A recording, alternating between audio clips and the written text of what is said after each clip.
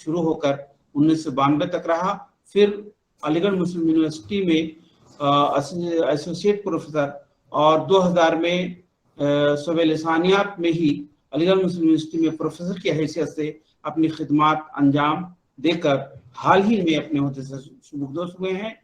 आप अलीगढ़ मुस्लिम यूनिवर्सिटी के CCSIL के साबिक डायरेक्टर और पोस्ट डायरेक्टर की हैसियत से भी अपने फ़राइज़ अंजाम दे चुके हैं।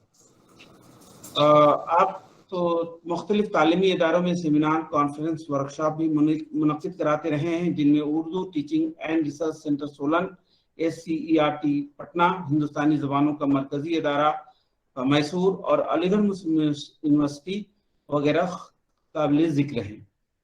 आप कई जरायद के मुदीर और रुकन भी रहे हैं, जैसे Aligarh journal of linguistics, linguistic today, Indian linguistics, languages in India, journal वगैरह काबिल जिक्र हैं। आपके सुपरविजन में तकरीबन 30 से ज़्यादा तलबा ने डॉक्टरेट की डिग्री और एमफिल की सनद हासिल की है। और आपकी जो सबसे बड़ी खूबी है वो है आप 13 से ज़ायद किताबों के मुसन्निफ हैं, जो मंजर आम पर आ चुकी हैं, जिनमें ज़्यादातर किताबें मेरे ख्याल से उर्दू की हैं और कुछ लिसानियात पर हैं जो अंग्रेजी में हैं। उर्दू में उसलूबियाती तनकीद, a grammar of Urdu, pictorial glossary of Urdu, politics of language, A case of Urdu, and aspect of Arabic phonology, Urdu in multilingual India के अलावा बहुत सारी किताबें अंग्रेजी में हैं जो शाये हो चुकी हैं। मिन जुमला आपकी मुतनव्वा शख्सियत हमेशा उर्दू लिसानियात की तरक्की के लिए कोशा रही है। यकीनन आपकी बेपनाह मोहब्बत और जाफिशानी का ये समरा है कि आपके बहुत सारे शागिर्द फैज़याब होकर हिंदुस्तान के अलावा बैरून मुल्क में भी मुख्तलिफ यूनिवर्सिटियों, तालीमी इदारों और दूसरे शोबे हयात में आला ओहदों पर फायज हैं। ख़वातीन व हज़रात, अब आपका मज़ीद वक्त न लेते हुए मैं प्रोफेसर AR फ़तीह साहब से मुद्दबाना गुजारिश करता हूँ कि तशरीफ़ लाएँ और अपने पुरअसर खिताब से सामीन को मुस्तफ़ीज़ करें। आपका मौजू है इल्मुल अस्वात और सौतियात, सौत व सदा के science, phonetics and phonology, the science of speech sound. इसी के साथ हम अपनी बात यहाँ पर ख़त्म करते हैं और प्रोफेसर AR फ़तीह साहब से गुजारिश करते हैं कि तशरीफ़ लाएँ और सामीन को अपने पुरअसर खिताब से नवाजें। शुक्रिया सर। मुहित आपका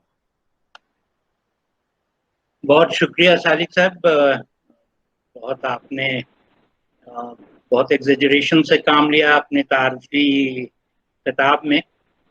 मैं नहीं समझता कि मैं तारीफ का मुस्तहक हूँ। बहरकैफ एक बार फिर आपका शुक्रिया। ख़वातीन व हज़रात, आपसे एक मुलाकात पहले भी हो चुकी है। कल इफ्तिताही तकरीब में मैं आपके सामने हाजिर हुआ था और आपसे चंद बातें मैंने की थी आपसे। आज क्योंकि वहाँ वक्त का तकाजा ऐसा था कि वहाँ तफसीली गुफ्तगू नहीं हो सकती थी, लिहाजा बहुत मुख्तसर सी बातें हमने आपसे की। लेकिन आज क्योंकि हम लोग एक नए मौजू पर गुफ्तगू करने जा रहे हैं, लिहाजा मैं कोशिश करूँगा कि मैं आपके सामने अपनी बात रख सकूँ। यहाँ चंद गुजारिशात हैं। पहली गुजारिश तो ये है कि मुझे अंदाज़ा है कि आपकी जो दुश्वारियाँ हैं उसका मुझे भरपूर अंदाज़ा है। अभी आप में से चंद लोग गुफ्तगू कर रहे थे, उससे भी मुझे अंदाज़ा हुआ कि बाद बातें आपके लिए, यकीनन हमें इस बात का एहसास है कि आप सब मर्द मैदान हैं इस मैदान के, क्योंकि आप बरस से दर्स व तदरीस से जुड़े हुए हैं। लिहाजा आपके लिए ज़्यादातर बातें नई नहीं हैं। ये सारी बातें वो हैं जो आप जानते हैं। लेकिन किसी भी तरबियती प्रोग्राम का मकसद ये होता है कि उन बातों को जिनसे आप वाकिफ़ हैं उन्हें ब्रशअप किया जाए, उन्हें नए सिरे से आपके जहन में ताज़ा किया जाए। मेरा मौजू सौतियात से मुताल्लिक़ है और मैं कोशिश करूँगा कि मुख्तसरन, वो कि ये बहुत वसी मौजू है, 1 घंटे के अरसे में तमाम बातों को समेटना मुमकिन नहीं, लेकिन फिर भी मेरी अपनी अदना सी कोशिश होगी कि ज़्यादातर बातें आपके सामने मैं पेश कर सकूं। यहाँ आपसे चंद गुजारिश और है, और वो ये कि मेरी कोशिश होगी कि मैं 1 घंटे के अंदर अपनी गुफ्तगू ख़त्म कर सकूं। تاکہ اختتام میں آپ کے ذہن میں جو سوالات ہوں اس کے لیے کچھ وقت ہم لوگ نکال سکیں. یقیناً ایسی گفتگو کے بعد بہت سے سوالات ابھر کر آتے ہیں اور آپ جاننا چاہتے ہیں ان کے بارے میں. تو ہم ہم ہم ہم لوگوں کی یہ کوشش ہوگی کہ وہ وقت تھوڑا سا نکالا جا سکے تاکہ آپ آسانی سے وہ سوال کر سکیں اور میں جس حد تک قابل ہوں میں اس پر کچھ روشنی ڈال سکوں. انہی باتوں کی ان ابتدائی کلمات کے ساتھ میں اپنی بات شروع کر رہا ہوں جو صوتیات سے متعلق ہے. اور سب سے پہلے میں آپ کو یہ بتانا چاہتا ہوں کہ آخر کیوں اس موضوع کی ضرورت ہمیں محسوس ہو رہی ہے. صوتیات کی اہمیت و افادیت کیا ہے اور کیوں ایک لینگویج ٹیچر کو کسی بھی زبان کی تدریس میں صوتیات کی کیا اہمیت ہو سکتی ہے. پہلے اس پر ہم چند باتیں کرنے کی کوشش کرتے ہیں. دیکھیے ایک بات تو یہ ہے کہ جب بھی ہم کسی بھی قسم کی ترسیل سے جڑتے ہیں، جب بھی ہم کسی سے کمیونیکیٹ کرنے کی کوشش کرتے ہیں تو اس کا جو واحد ذریعہ ہے، واحد تو شاید مناسب نہیں ہوگا، لیکن بہت سارے اور طریقوں میں جو سب سے اہم، کارگر اور مفید ذریعہ ہے وہ زبان ہے. ہم زبان کے ذریعے ہی لوگوں سے گفتگو کر کے اپنی بات ایک دوسرے تک پہنچانے کی کوشش کرتے ہیں. لہذا ترسیل کا یہ وہ ذریعہ ہے جس کے ذریعے ہم اپنے خیالات کو دوسروں تک پہنچاتے ہیں. مثلا اس وقت میں بول رہا ہوں اور اردو کے ذریعے آپ تک اپنی بات پہنچانے کی کوشش کر رہا ہوں، تو لہذا وہ ذریعہ زبان ہے، زبان کے ذریعے ہم آپ تک پہنچنے کی کوشش کر رہے ہیں. اب یہاں دو طریقے عام طور سے رائج ہیں جس سے ہم اور آپ ہم سب واقف ہیں کہ زبان کا جب ہم استعمال کرتے ہیں، زبان جب استعمال میں آتی ہے تو اس کے دو طریقے کار ہو سکتے ہیں.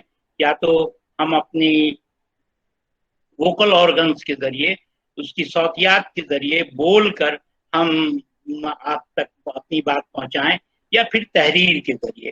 تو یہ دو طریقے ہیں، یعنی زبان کی دو شکلیں ہمارے سامنے ابھر کر سامنے آتی ہے، ایک صوتی شکل اور ایک تحریری شکل. تحریری شکل کے اپنے مسائل ہیں. آپ میں سے کیونکہ آپ سب اساتذہ ہیں، آپ جانتے ہیں کہ تحریری مسائل کیا ہیں. جب آپ پہ بچوں کو ابجد سے واقف کرانے کی کوشش کرتے ہیں تو کس قسم کی دشواریاں آتی ہیں اور تلفظ کی کیا دشواریاں ہوتی ہیں. لیکن جہاں ہم نے بات تلفظ کی اس کا مفہوم، اس کا سیدھا مطلب یہ ہے کہ اس کا تعلق صوتیات سے، کیونکہ ان آوازوں کی، ان حروف کی صحیح ادائیگی کیسے ہوگی اور کس طرح سے اس کو ہم صحیح بول پائیں گے، اس کا طریقہ کار، اس کی سائنس صوتیات ہے، فونیٹکس ہے. فونیٹکس کے ذریعے ہی ہم یہ سمجھ پاتے ہیں کہ کس طرح سے ہم اپنی بات صحیح طور پر سامنے رکھ سکیں، گویا کہ تلفظ کا معیار کو بلند کر سکیں. اس لیے صوتیات کی خاص اہمیت ہوتی ہے، بالخصوص لینگویج کے کلاسز میں. آپ میں سے بہت سے لوگوں نے سنا ہوگا کہ ہم سب اس جملے سے واقف ہیں کہ اس کا سین شین بھی درست نہیں ہے. تو یہ سین شین کا درست نہیں ہونا یہ صوتیاتی مسئلہ ہے، گویا کہ اس کے تلفظ کی دشواریاں ہیں اور وہ صحیح طور پر ان آوازوں کی ادائیگی نہیں کر پا رہا. تو اب یہاں کئی اور باتیں ابھرتی ہیں. یہاں پہ میں دو باتیں اور عرض کرنا چاہتا ہوں، صرف صوتیات کی اہمیت کو واضح کرنے کے لیے، کہ اگر ہم مذہبی نقطۂ نظر سے بھی دیکھیں، اسلام کے نقطۂ نظر سے بھی دیکھیں، تو ہمارے پاس جو پہلا لفظ سامنے آتا ہے وہ اقرا کا ہے، پڑھو. اور جب پڑھنے کی بات ہوتی ہے تو صوتیات پر توجہ دی جاتی ہے. اور یہی وجہ ہے کہ علم التجوید جسے ہم کہتے ہیں، جہاں خرج سکھائی جاتی ہے، آوازوں کو تلفظ سکھایا جاتا ہے، جہاں ان آوازوں کی صحیح ادائیگی کے بارے میں بتایا جاتا ہے، وہ اس سے ہم پورے طور پر واقف ہو پاتے ہیں. لہذا کہا جا سکتا ہے کہ صوتیات ہمارے تلفظ اور تلفظ سے جڑے ہوئے مسائل کی طرف की आसानियां की तरफ इशारा करती है और उनके लिए आसानियां बहम करती है, उन मसाइल को उन मसाइल का हल पेश करती है। हम सब बहुत सारी चीजों से वाकिफ हैं, क्योंकि एक ज़बानदां को जरूरी नहीं कि उन उसूलों से भी वाकिफ हो, लेकिन एक टीचर के लिए जरूरी है, असातिज़ा के लिए जरूरी है कि उन बारीकियों से भी वो वाकिफ हों।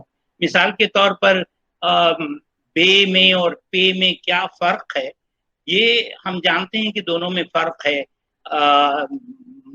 पापा और बाबा कहने में क्या फर्क है और दोनों की अदायगी कैसे होगी, इन सब से हम वाकिफ हैं। लेकिन वो फर्क क्या है, अगर बच्चों को वहां तक भी उनकी अगर हम रसाई कर सकें तो यकीनन उनके जहन में ये चीज हमेशा के लिए रह जाती है और वो फिर आसानी से उन आवाजों को सीख पाते हैं और उनका सही तलफ़्फ़ुज़ करते हैं। कभी कभी दुश्वारी ये होती है कि जब हम इन मसलों को तो टेकअप नहीं करते, इन मसलों पर ज्यादा तवज्जो नहीं देते और आगे बढ़ते हैं, और बच्चे भी ये सोच करके अब हम अपने उस्ताद से क्यों कर पूछें, उनकी तरफ तवज्जो कम देते हैं। लिहाजा सौतियात का मकसद ये है कि लफ्ज और उनके आवाजें, क्योंकि लफ्ज की जब तश्कील हम करते हैं, लफ्ज जब बनते हैं, लफ्ज़साज़ी जब हम करते हैं तो उस लफ्ज़साज़ी में आवाज़ों का अपना एक किरदार होता है, और उन आवाज़ों की अदायगी क्यों कर हो और कैसे हो, इस फर्क को समझाने के लिए हमें सौतियात की मदद लेनी पड़ती है। जब इस पर कोई भी तफसीली गुफ्तगू जब की जाएगी तो यकीनी तौर पे 2-4 चीज़ें हमारे सामने आएंगी, और जब आवाज़ों की बात हम करते हैं तो फिर हमें आज़ाए तकल्लुम की तरफ भी देखना होगा, उन वोकल ऑर्गन्स की तरफ भी जिनकी मदद से हम आवाज़ों की अदायगी करते हैं। ये एक ऐसी हकीकत है जिनसे हम सब वाकिफ हैं, कोई ऐसी नई बात आपके सामने नहीं रखी जा रही है। आप सब वाकिफ हैं कि आवाज़ों की अदायगी में हमारे वोकल ऑर्गन्स काम में आते हैं। हमारे जिस्म के जो मुख्तलिफ आज़ा हैं उनमें से कुछ ऐसे हैं जो बोलने में हमारी मदद करते हैं, और वो उन्हें हम अज़ाए तकल्लुम या वोकल ऑर्गन्स या ऑर्गन्स ऑफ स्पीच जैसे इस्तिलाहों से जानते हैं। तो ऑर्गन्स ऑफ स्पीच की अहमियत ये है कि वो आपको, उनकी मदद से हम आवाज़ों की अदायगी करते हैं। हमारे हाथ पैर ये वो ऑर्गन्स नहीं हैं जो बोलने में मदद करते, बिलुमूम मुंह और मुंह से जुड़े हुए अंदर जो ऑर्गन्स हैं वही ऑर्गन्स हमारे बोलने में मदद करते हैं। अब इसमें जो तमाम हमारे पास आज़ाए तकल्लुम हैं, जो हमारे पास वोकल ऑर्गन्स हैं, जो ऑर्गन्स ऑफ स्पीच हैं, उन्हें हम बुनियादी तौर पर 2 खानों में तकसीम कर सकते हैं। एक वो आज़ाए तकल्लुम जो अपनी जगह पर साकित हैं, जो जिनकी वैल्यू स्टैटिक है, जो ज्यादा घूमते फिरते नहीं, जो तकरीबन अपनी जगह पर ही रहते हैं। उसके मवाजना में, उसके मुकाबले में बाज़ ऐसे आज़ाए तकल्लुम हैं जो मूव करते हैं, जो अपनी जगह से हिलते डुलते हैं, और उनका हिलना और अपनी जगह से एक दूसरे की तरफ घूमना, ये हमारे आवाज़ों की अदायगी में मददगार साबित होता है। आप सब इस बात से, और वो कौन से 2 आज़ाए तकल्लुम हैं जो जिनमें हरकत है, तो वो 2 हैं जिनसे आप सब वाकिफ हैं। कोई अगेन कुछ बहुत नई और बात आपके सामने नहीं रख रहा हूं मैं। वो ज़बान है जिसकी वजह से गालिबन ज़बान को, यानी लिसान को भी हम ज़बान कहते हैं, क्योंकि ज़बान का एक नुमाया किरदार है। ज़बान की मदद से ही हम आवाज़ों को की अदायगी करते हैं, और फिर हमारा निचला होंठ, तो निचले होंठ और ज़बान की मदद से हम ज़्यादातर आवाज़ों की अदायगी करते हैं। और ये यही 2 ऐसे आज़ाए तकल्लुम हैं जो आवाज़ों की तश्कील में हमारी मदद करते हैं, आवाज़ों की अदायगी में हमारी मदद करते हैं। अगर आप इजाज़त दें तो मैं 2 अंग्रेजी की इस्तिलाहें इस्तेमाल करूं। एक को आर्टिकुलेटर कहते हैं, वो जिनमें हरकत है वो आर्टिकुलेटर्स कहलाते हैं, और वो जो अपनी जगह साकित हैं वो पॉइंट्स ऑफ आर्टिकुलेशन कहलाते हैं। जब आर्टिकुलेटर्स और पॉइंट्स ऑफ आर्टिकुलेशन एक दूसरे के करीब आते हैं तो बाहर आती हुई हवा में एक तरह की रुकावट खड़ी होती है और उस रुकावट से ही आवाजें निकलती हैं। आवाजों की अदायगी के लिए रुकावट बेहद जरूरी है, क्योंकि उन रुकावटों की वजह से ही आवाजें तश्कील पाती हैं और एक शक्ल लेती हैं। इसके अलावा और बहुत सी दूसरी बातें हैं, वक्त की तंगी की वजह से उन तफसीलात में फिल वक्त नहीं जाया जा सकता, लेकिन कभी मौका मिला तो फिर अगर हम लोग मिल सके इस पर मजीद गुफ्तगू होगी। तो मैंने सिर्फ 2 बातें आपसे अर्ज की हैं। एक तो ये कि सौतियात की अहमियत क्या है, हमें सौतियात के मुतालिक क्यों जानना और सीखना चाहिए, और उसके सिलसिले में मैंने अर्ज किया कि अगर आप तलफ़ुज़ का मेयार उभारना चाहते हैं, अपने तालिब इल्मों में तलफ़ुज़ की और उसके आवाज़ों की अदायगी की तरफ तवज्जो दिलाना चाहते हैं, तो यकीनी तौर पर आपको सौतियात के इल्म से भी वाकिफ होना चाहिए।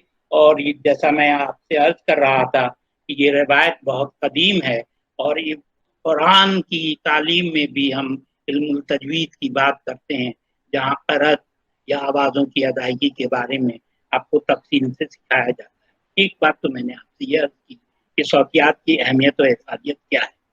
दूसरी बात मैंने ये आपसे अर्ज की कि मज़ीद तफसीलात में जाने से पहले हमें ये समझना होगा कि हमारे कुछ वोकल ऑर्गन्स हैं, कुछ ऑर्गन्स हैं जो आवाज़ों की अदायगी में मुआविन साबित होते हैं और उसकी वजह से उन्हें हम आज़ाए तकल्लुम कहते हैं और उनकी वजह से ही हम आवाज़ों की अदायगी कर पाते हैं। इन आज़ाए तकल्लुम को हम 2 खानों में तकसीम कर सकते हैं, एक वो जो साकित हैं, एक और दूसरे वो जिनमें हरकत है।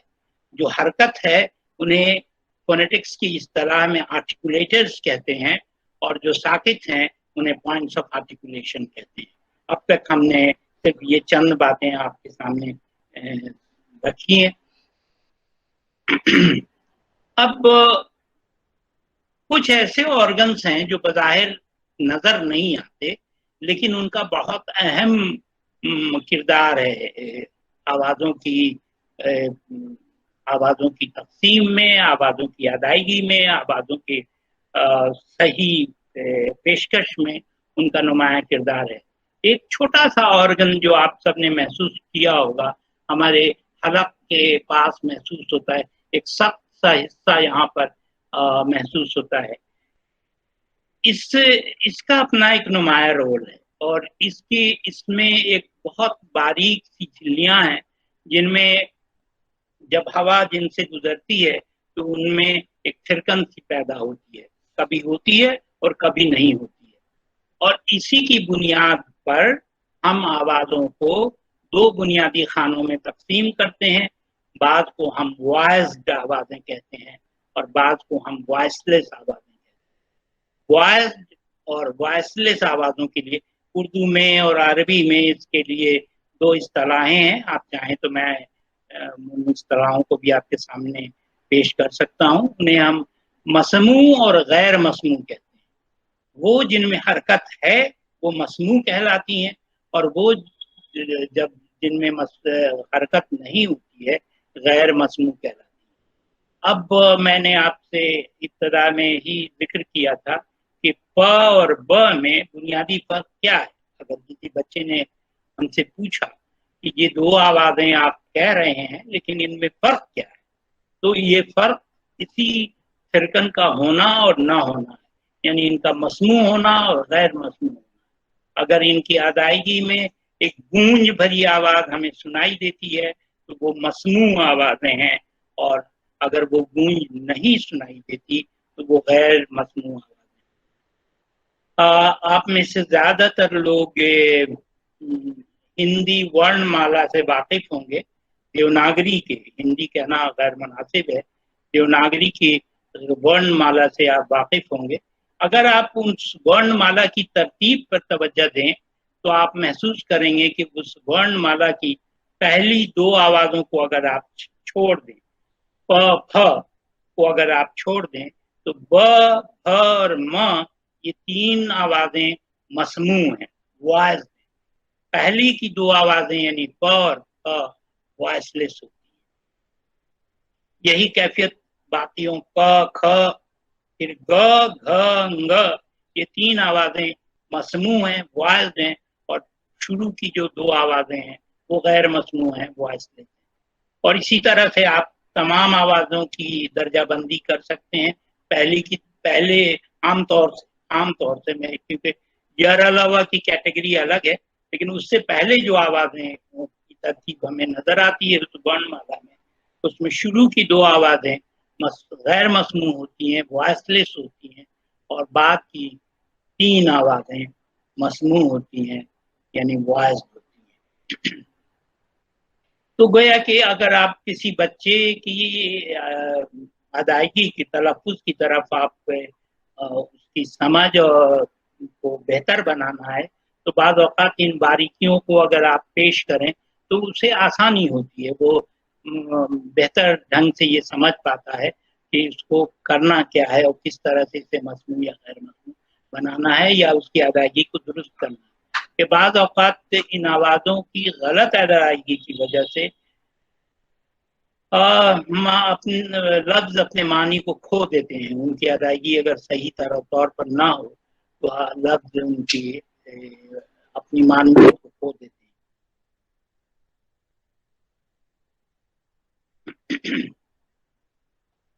یہاں میں ایک اور کیٹیگری کی طرف آپ کی توجہ دلانا چاہوں گا، جسے ہم حکاری اور غیر حکاری کہتے ہیں، جسے ہم ایسپریٹڈ اور ان ایسپریٹڈ کہتے ہیں۔ آپ نے محسوس کیا ہوگا کہ جب آپ آوازوں کی تلفظ پر توجہ دیتے ہیں تو بعض آوازوں کی تلفظ میں کچھ ایک حکاریت شامل ہوتی ہے۔ اب یہ حکاریت کیا ہے اس پہ ابھی ہم چند لمحے میں آپ سے گفتگو کرتے ہیں، اور بعض آوازوں کی ادائیگی میں وہ حکاریت شامل نہیں ہوتی۔ مثال کے طور پر پ اور پھ کو دیکھ لیں، اگر ہم ان 2 آوازوں پر توجہ دیں گے پ اور پ پہ، پل اور پھل کے فرق کو اگر ہم سمجھنا چاہتے ہیں تو ہمیں حکاریت کو سمجھنا ہوگا۔ انگریزی میں اسے ایسپریشن کہتے ہیں۔ بعض اوقات آوازوں کی ادائیگی میں ہم ایکسٹرا پف آف ایئر، کچھ مزید ہوا کی جھونکے کو شامل کرتے ہیں۔ اگر ہم مزید ہوا کو شامل کریں تو وہ حکاری آوازیں ہو جاتی ہیں۔ پھل میں مزید ہوا کے جھونکے کے ساتھ ادا ہو رہا ہے اور اسی وجہ سے وہ پ سے فرق کرتا ہے، یعنی اگر ہم پل اور پھل کے فرق کو سمجھنا چاہتے ہیں تو اس میں ہمیں حکاریت کے اس تصور کو پورے طور پر سمجھنا ہوگا۔ میں چاہتا ہوں کہ اگر آپ کوئی سوال پوچھنا چاہیں اس درمیان تو میں چند لمحے کے لیے رکتا ہوں اور پھر ہم آگے بڑھتے ہیں، مزید کوئی بات کرتے ہیں۔ آپ کے ذہن میں کوئی ایک سوال ہو یا کوئی بھی کمنٹ ہو، کوئی آپ کچھ اور پوچھنا چاہیں؟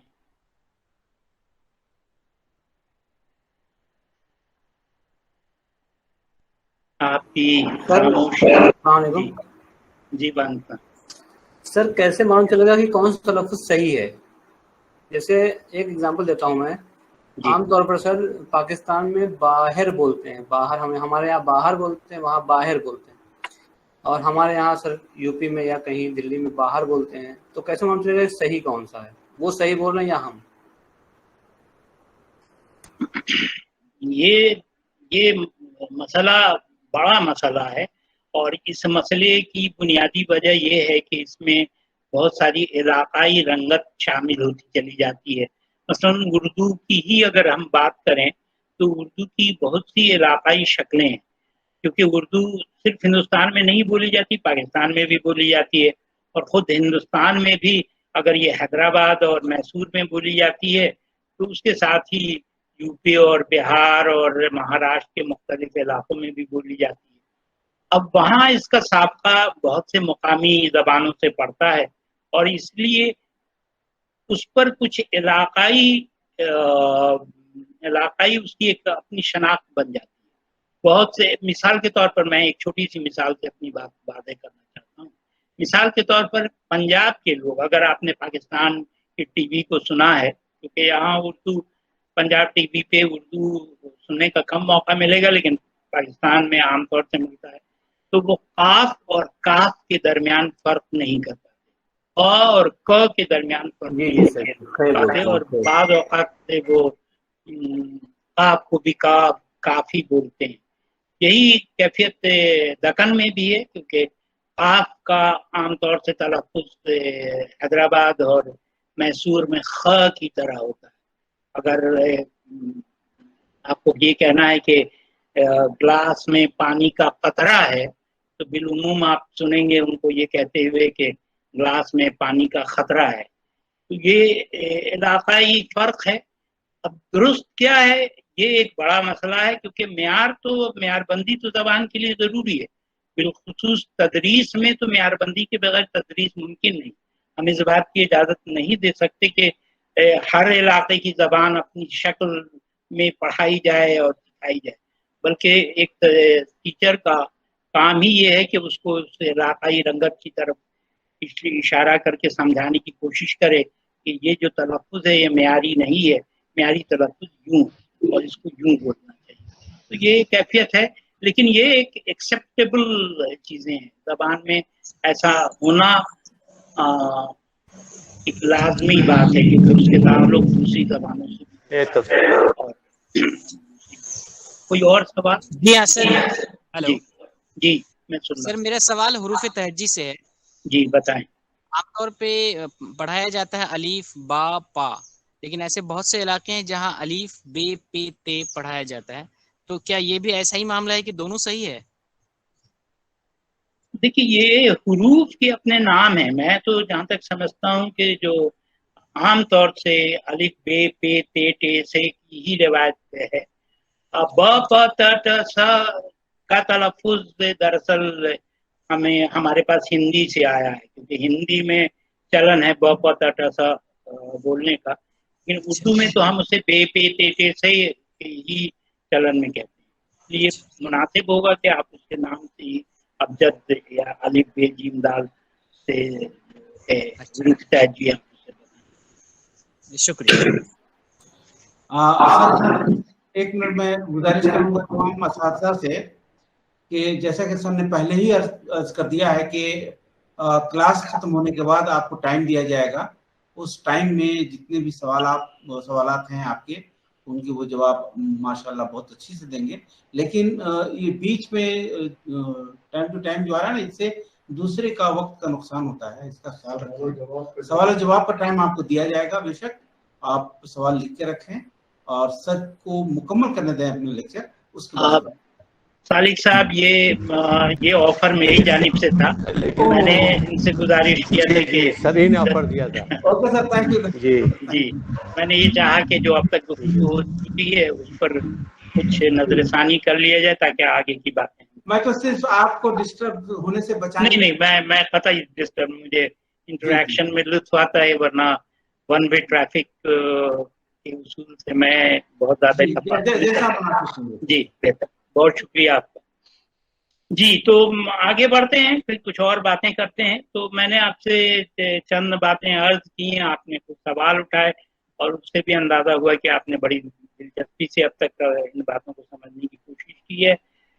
اس کی افادیت کیا ہے اور کس حد تک آپ کی ٹیچنگ میں یہ معاون ثابت ہوگی، اس کا اندازہ تو آپ ہی لگا پائیں گے، کیونکہ میں تو اس سلسلے میں کچھ زیادہ نہیں کہہ سکتا.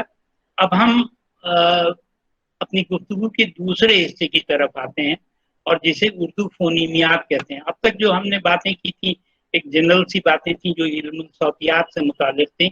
صوتیات ہے کیا، علم الاصوات کیا ہے، فونیٹکس کسے کہتے ہیں، اور تو اس کے متعلق صرف چند باتیں پھر سے دہرا رہا ہوں کہ وہ علم صوتیات دراصل وہ ڈسپلن ہے، وہ شاخ ہے، لسانیات کی وہ شاخ ہے جس میں توجہ دی جاتی ہے، اس بات پر توجہ دی جاتی ہے کہ آوازیں کیسے تشکیل پاتی ہیں اور پھر ہم کس طرح سے ان آوازوں کی ادائیگی کرتے ہیں. ان آوازوں کی ادائیگی میں ہمارے اعضائے تکلم کس طرح کام کرتے ہیں اور کس طرح وہ آپ کے کانوں تک وہ آوازیں پہنچتی ہیں. یہاں دو باتوں کی طرف اور نشاندہی کر دوں جو پہلے حصے میں رہ گئی تھی، اور وہ یہ کہ بات یہیں ختم نہیں ہوتی. جب بولنے والا بول چکا ہوتا ہے تو اس وقت وہ ایک اسپیکر ہے، اور اسپیکر کی حیثیت سے ووکل آرگن ایکٹیویٹ ہوتے ہیں اور مختلف آوازوں کی ادائیگی کرتے ہیں. اس کے بعد میرے منہ سے نکلی ہوئی یہ آوازیں آپ کے کانوں تک پہنچ رہی ہیں. اس کے مختلف ذریعے ہیں. تو یہ بھی صوتیات کی ہی ایک شاخ میں آتا ہے جس کو ہم آرٹیکولیٹری یہ جو اب تک گفتگو کی وہ آرٹیکولیٹری فونیٹکس، لیکن آوازیں کس طرح ٹریول کرتی ہیں، کس طرح اپنا سفر شروع کرتی ہیں اور آپ دوسروں کے کانوں تک پہنچتی ہیں، اس کو ہم اکوسٹک فونیٹکس میں پڑھتے ہیں. اب مثال کے طور پر ہم سب کا تجربہ ہے اور مشاہدہ ہے کہ ہم بعض اوقات تیز آواز میں بولتے ہیں، بعض اوقات دھیمی آواز میں کرتے ہیں، بعض اوقات سرگوشیوں میں بات کرتے ہیں. اس کے اپنے اپنے مقاصد ہیں. مثلا سرگوشیاں ہم کب کرتے ہیں اور تیز آواز میں ہم کب بولتے ہیں. بھری کلاس میں آپ جب اپنے بچوں کو پڑھاتے ہیں جہاں بچے شور کر رہے ہیں تو یقینی طور پہ آپ تیز آواز میں بولتے ہوں گے. مقصد یہ ہے کہ آپ کی آواز ان کے کانوں تک پہنچ سکے. گویا بولنے والے کے ذہن میں یہ بات واضح ہوتی ہے کہ ہم کتنی اونچی سر میں بات کریں گے تو وہ بات اس تک پہنچ سکے گی. یعنی اس کی اپنی ایک رفتار ہے اور وہ کس حد تک کتنی دوری طے کرے گی، یہ ساری اس سے جڑی ہوئی باتیں ہیں. لیکن آج کے جو وقت کا جو احساس ہے، اس وقت کے احساس کے ساتھ اس کی تفصیل میں جانے کی ضرورت نہیں ہے. مختصراً میں نے بتایا کہ آرٹیکولیٹری فونیٹکس اور اکوسٹک فونیٹکس، اور اس کے بعد ایک تیسرا مرحلہ ہے اور وہ آپ کا مرحلہ ہے. آپ کے کانوں سے شروع ہوتا ہے. جو میں بول رہا ہوں آپ کے کانوں تک پہنچ رہی ہیں وہ آوازیں، اور آپ کی ان آوازوں کی مدد سے آپ اپنے ذہن میں اس کی ایک تصویر بنا پا رہے ہیں. اسے ہم آڈیٹری فونیٹکس کہتے ہیں. گویا صوتیات کی 3 شاخیں ہیں، ایک آرٹیکولیٹری، اکوسٹک اور آڈیٹری. آرٹیکولیٹری فونیٹکس کا تعلق بولنے والے سے ہے، اکوسٹک فونیٹکس کا تعلق اس سے ہوا یا اس میڈیم سے ہے جس کے ذریعے آواز ایک جگہ سے دوسری جگہ تک پہنچتی ہے، اور آڈیٹری فونیٹکس کا تعلق کانوں سے ہے. میں یہاں ایک چھوٹا سا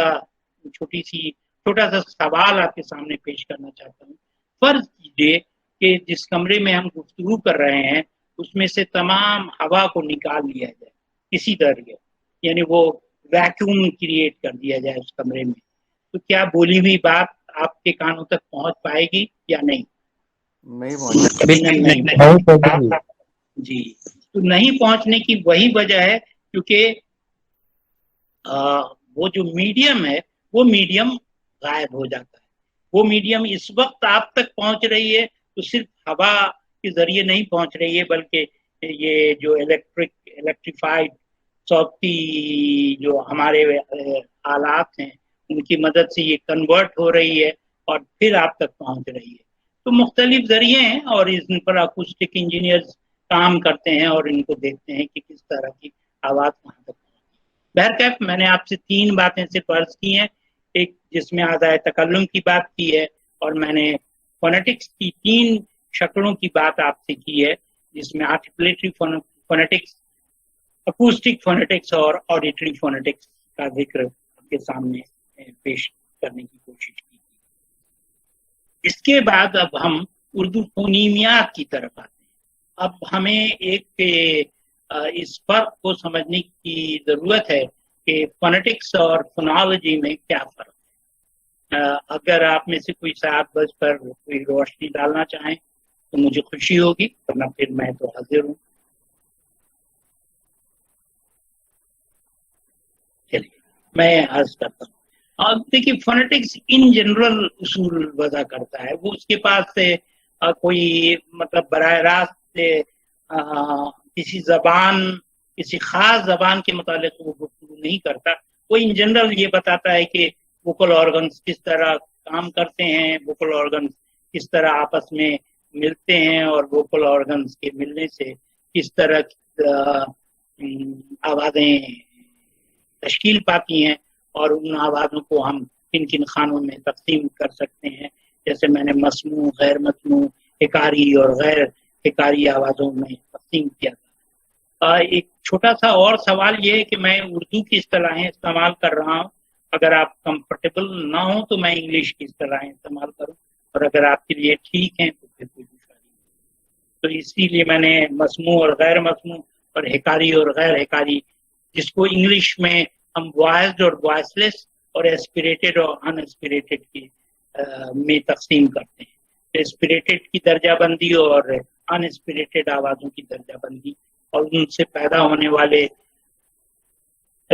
فرق، مانوی فرق کی طرف نشاندہی کیجیے۔ مثلا پل اور پھل میں اگر کوئی مانوی فرق ہے، ایک پل میں اور ایک پھل میں، ان دونوں جملوں میں اگر کوئی فرق ہے تو اس کی بنیادی وجہ حکاریت ہے، ان کی بنیادی وجہ ایسپریشن ہے، اور ایسپریشن جیسا میں نے آپ سے عرض کیا وہ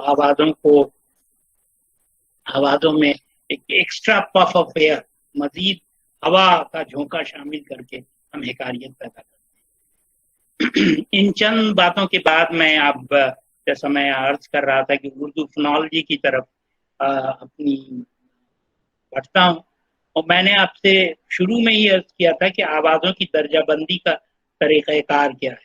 تو جو پہلی درجہ بندی ہے، آوازوں کی جو درجہ بندی ہم کرتے ہیں، تو وہ پہلی درجہ بندی میں ہم مصوتے اور مصمتے کا ذکر کرتے ہیں، واولز اور کانسوننٹ۔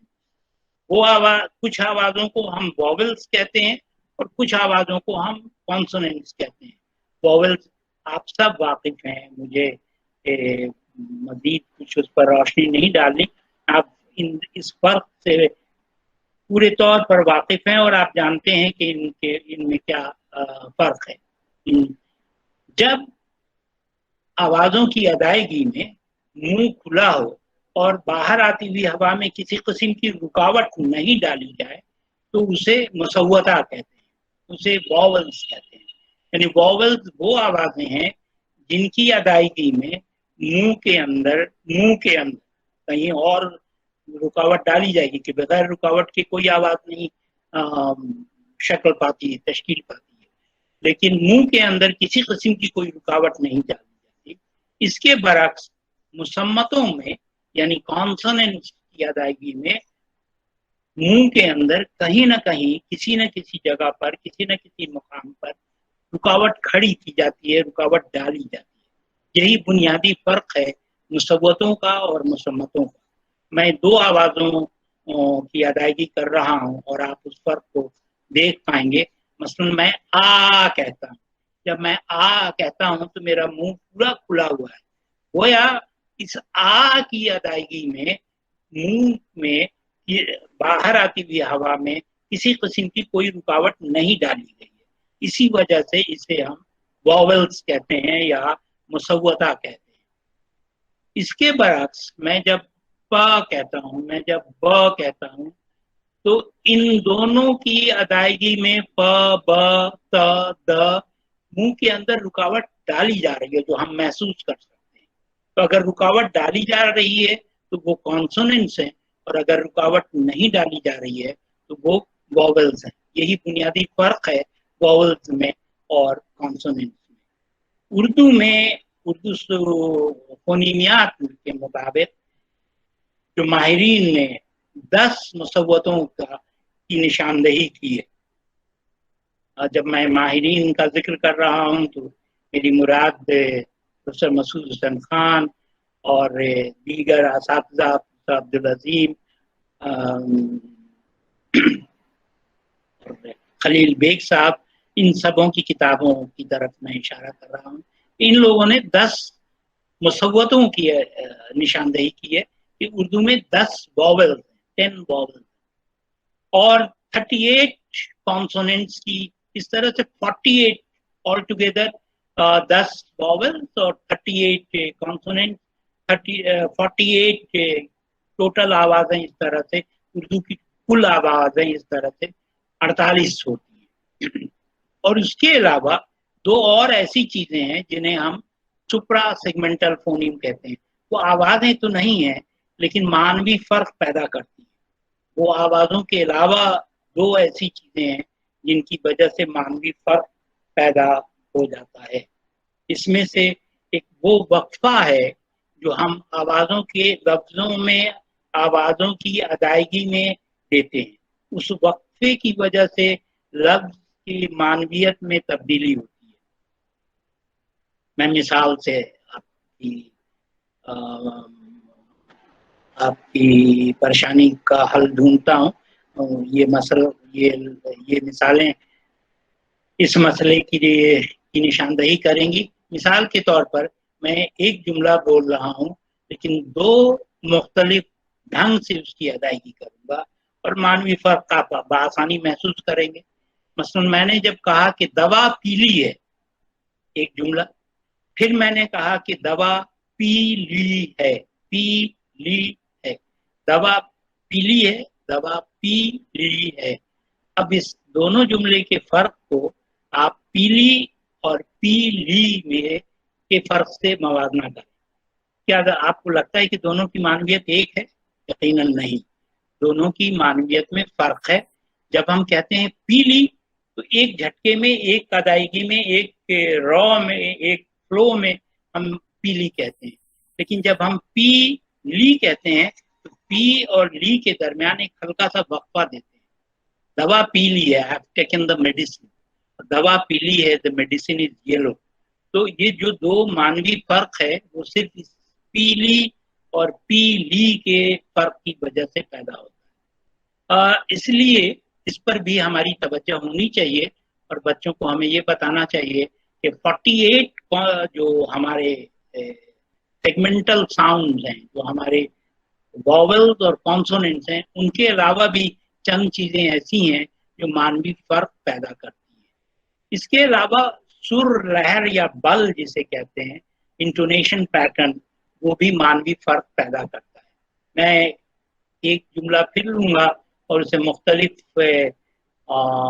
लहजे में बोलने की कोशिश करूंगा और आप बआसानी उस फर्क को महसूस कर सकें। मिसाल के तौर पर, मैं कल बाजार जाऊंगा, ये एक जुमला है, लेकिन अगर मैं पे जोर दूं और मैं बोलूं कि मैं कल बाजार जाऊंगा, अब महसूस कर पा रहे होंगे। मैं फिर मैं से कल पर जोर दूं, मैं कल बाजार जाऊंगा, इम्फेसिस मैं पे अब नहीं है, कल पे है, और फिर मैं बाजार पे जोर डालूं कि मैं कल बाजार जाऊंगा, तो गोया आपने महसूस किया कि ये तीनों जुमले जो मैंने अदा किया आपके सामने, ये तीनों जुमले एक दूसरे से मुख्तलिफ हैं। और इसमें जो फर्क है, उस फर्क की बुनियादी वजह वो बल है, वो जोर है जो हम आवाजों पर लगाते हैं उनकी अदायगी में। तो गोया कुल तादाद, मजमूई तादाद 50 बन जा रही है। 10 वॉवेल्स, 38 कॉन्सोनेंट्स और 2 सुप्रा सेगमेंटल एलिमेंट। इस तरह अगर इन सबको आप जोड़ें तो 50 बनती है। कुछ इसके अलावा ज़ैली फोनीम होती हैं जो उनसे मिलती जुलती हैं, लेकिन वो मानवी फर्क नहीं पैदा करती। तो बुनियादी बात जो आपको समझनी है वो ये है कि हमारे लिए ये 50 आवाजें, उर्दू में आवाजों की, अगर इनके अदायगी पर हम एक मास्टरी हासिल कर लेते हैं तो हमारे तलफ़्फ़ुज़ का मेयार यकीनी तौर पे बेहतर होगा। और कुछ दीगर बातें, मिसाल के तौर पर सुर लहर की बातें, बल की बातें या उस वक्फे की बातें जिसकी जंक्चर, इंग्लिश में उसे जंक्चर कहते हैं, इंटोनेशन और जंक्चर, ये 2 बातें मैंने आपसे की, उनसे जो तलफ़्फ़ुज़ का मेयार है वो यकीनन बेहतर होगा। के अलावा कुछ और बातें जो इसके जुमले में शामिल होती हैं वो ये है कि इन आवाज़ों की मज़ीद दर्जाबंदी की जाती है। वक्त इस बात की इजाज़त नहीं देता कि मैं उन दर्जाबंदी की तरफ इशारा कर सकूं, लेकिन कुछ मवाद, कुछ मटेरियल्स मैंने आप तक पहुंचवाए हैं, आपने शायद आपको मिल चुके होंगे या मिलने वाले होंगे। تو آپ ان پر ایک سرسری نگاہ ڈالیں تو آپ کو اندازہ ہوگا کہ ہم آوازوں کی درجہ بندی کس طور پہ کر پاتے ہیں. اس میں سے مسموع آوازیں کون سی ہیں, غیر مسموع آوازیں کون کون سی ہیں, حکاری آوازیں کون کون سی ہیں, غیر حکاری آوازیں کون کون سی ہیں, اور ان کے ہونے یا نہ ہونے سے مانوی فرق کس حد تک پیدا ہوتا ہے. اصل میں مسئلہ وہ مانوی فرق کا ہے. اگر مانوی فرق نہیں پیدا ہوتا ہے تو کوئی زیادہ دشواری نہیں ہے, لیکن کہتے ہیں کہ نقطے کے ہیر پھیر سے خدا جدا ہو جاتا ہے, تو اس قسم کی دشواری پیدا ہوتی ہے. اگر آپ صحیح آوازوں کی صحیح تلفظ نہیں کر پاتے, اس کا مطلب ہے کہ آپ نے آج کل محسوس کیا ہوگا بالخصوص ہندی والوں کے ساتھ کہ وہ پھل کو پھل نہیں کہہ پاتے, وہ ف کو ف سے ریپلیس کرتے ہیں. پہ ہمارے یہاں بھی وہ آواز موجود ہے, لیکن ہم اس کا استعمال دوسری جگہوں پہ کرتے ہیں. مثلا اگر انہیں پھل بولنا ہوگا تو وہ پھل بولتے نظر آئیں گے. اگر آپ کا اتفاق ہوا ہے یا نہیں میں نہیں جانتا, لیکن بالکل میں نے محسوس کیا ہے کہ آج کل ف کا چلن کم ہو گیا ہے اور ف کا چلن بڑھتا چلا گیا ہے. لیکن اس سے بہت زیادہ مانوی فرق پیدا ہوتا ہے. مفہوم کچھ ہے, ادائیگی کچھ ہوتی ہے, اور اس لیے اگر ہم یہ کہیں کہ یہ سانپ کا فن ہے اور وہاں آپ کہیں کہ یہ سانپ کا فن ہے, تو فن اور فن میں اور ف کے فرق سے مانوی فرق پیدا ہو جائے گا. یہ ضروری ہے کہ ہم اس فرق کو سمجھیں اور ان کی طرف. لیکن میں عرض کر رہا تھا کہ ان ساری تفصیلات کو ابھی آپ کے سامنے پیش کرنا ممکن نہیں, کیونکہ ہم وقت اتنا نہیں ہے کہ ہم ان تفصیلات میں جا سکیں. لیکن وہ جو بھی مٹیریلز ہیں وہ آپ دیکھیں. اس کے علاوہ میں آپ کو چند کتابوں کو ریکمینڈ کر سکتا ہوں. ایک گیان چند جین کی کتاب ہے عام لسانیات, قومی کونسل نے اسے چھاپا ہے. وہ کتاب آپ کے لیے معاون ثابت ہو سکتی ہے. اسی طرح اس ناچیز کی بھی ایک کتاب ہے اردو لسانیات کے نام سے, قومی کونسل نے اس کتاب کو بھی چھاپا ہے. آپ اس کتاب کو بھی دیکھیں, اس میں یہ ساری تفصیلات آپ کو مل جائیں گی. میں اپنی بات یہاں پہ ختم کر رہا ہوں تاکہ ہمارے پاس کچھ وقت ہو جو میں آپ کے سوالوں کا جواب دے سکوں, بشرطے کہ آپ سوال پوچھیں. شکریہ, بہت بہت شکریہ فار پیشنٹ ہیئرنگ.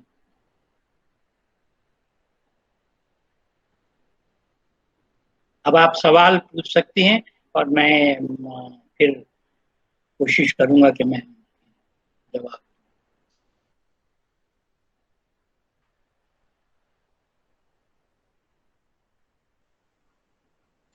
السلام علیکم سر. وعلیکم السلام. سر جیسا کہ آپ نے کہا حکاری اور غیر حکاری, تو پل سر یہ حکاری میں آئے گا کہ غیر حکاری میں, اور پھل تو اس کو سر تھوڑا سا بہت خوب شاکب صاحب, آپ کا سوال تھا یہ. یس سر. جی جی, ایسا ہے کہ یہ اس کی وضاحت میں کرتا رہا اپنی گفتگو میں کہ حکاری اور غیر حکاری میں فرق کیا ہے. حکاری آوازوں میں نے آپ سے عرض کیا تھا ایک پف آف ایئر کی. جب ہم پف آف ایئر کی بات کرتے ہیں, یعنی ایک مزید جب ہم آوازوں کو بولتے ہیں اس میں کچھ ہوا کے جھونکے میں اضافہ اگر کر دیں تو حکاریت پیدا ہوتی ہے, انسپریشن پیدا ہوتا ہے. انگلش میں اسے انسپریشن کہتے ہیں, اردو میں اس کے لیے حکاریت کی اصطلاح استعمال ہوتی ہے. تو یہ ایک ایسی آواز ہے جو حکاری ہے, جو جس میں انسپریشن ہے. پ کی آواز ایسی ہے جس میں انسپریشن نہیں ہے. اور اس کو آپ کے پاس ایک اور آسان آپ کو ترکیب بتاتا ہوں. آپ اپنے ہاتھ کو اپنے منہ کے قریب لائیں اور پہلے پ کہیں اور پھر پ کہیں. فرق آپ کے سامنے ہوگا, فرق آپ بآسانی محسوس کریں گے. پ میں ہوا کا جھونکا زیادہ اس ہتھیلی سے ٹکراتا ہوا نظر آئے گا, اور جب آپ پ کہیں گے تو وہ کم ٹکراتا ہوا نظر آئے گا. آپ کر کے محسوس کریں اور پھر مجھے بتائیں. جی جی سر. جی, یہ ایک آسان نسخہ ہے حکاریت کو محسوس کرنے یا سمجھنے کا, کہ حکاریت جہاں جہاں حکاریت ہوگی وہاں ہوا کے جھونکا بڑھ جاتا ہے، اور جہاں حکاریت نہیں ہوگی وہاں ہوا کا محدود ہوگا۔ ایک اور دوسرا ایک میں آپ کو دیوناگری کی ورن مالا کی مدد سے بتا دینا چاہوں گا کہ وہ دیوناگری کی ورن مالا بہت ہی سائنٹیفکلی آرگنائزڈ ہے، وہ فونیٹیکلی آرگنائزڈ ہے، اس لیے اس سے بھی آپ کو مدد مل سکتی ہے۔ وہاں پہلی آواز کو چھوڑ دیں، یعنی آڈ اینڈ ایون کا کانسیپٹ اگر آپ جانتے ہیں تو آڈ آوازیں غیر حکاری ہیں اور ایون آوازیں حکاری ہیں، تو 2 نمبر اور 4 نمبر کی جو آواز ہے وہ حکاری ہوتی ہے، اور جو پہلی اور تیسرے نمبر کی آواز ہے وہ غیر